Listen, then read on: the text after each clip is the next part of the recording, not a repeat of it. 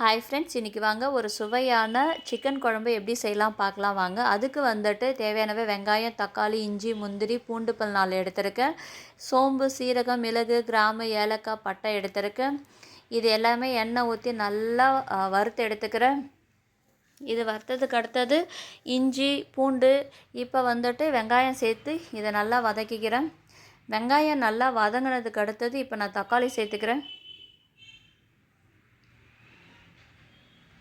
தக்காளி சேர்த்துட்டு முந்திரியை ஆட் பண்ணி இது நல்லா வதக்கி எடுத்துக்கிறேன்.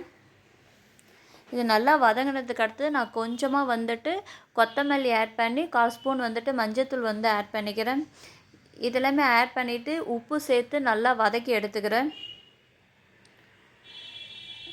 இதை வதங்கினதுக்கு அடுத்து தனியாக அரைச்சி எடுத்துக்கிறேன். இப்போ எண்ணெய் 2 ஸ்பூன் சேர்த்து சோம்பு 1/4 ஸ்பூன் சேர்த்துருக்கேன். இப்போ நல்லா சோம்பு பொரிஞ்சு வந்ததுக்கு அடுத்தது இப்போ நம்ம அரைச்சி வச்சுருக்கோம் இல்லையா, அதை இது கூட ஆட் பண்ணி இது நல்லா மிக்ஸ் ஆகணும். இந்த நல்லா மிக்ஸ் ஆகி இது அந்த எண்ணெய் நல்லா பிரிஞ்சு வரணும்.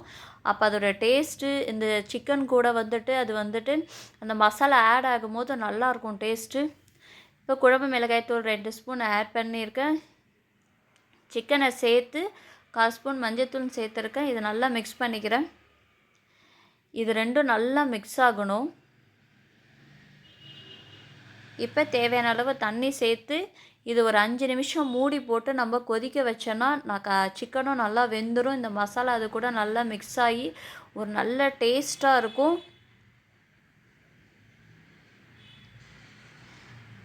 இது மூடி போட்டு இங்கே பாருங்கள், நல்லா கொதி வந்துடுச்சு.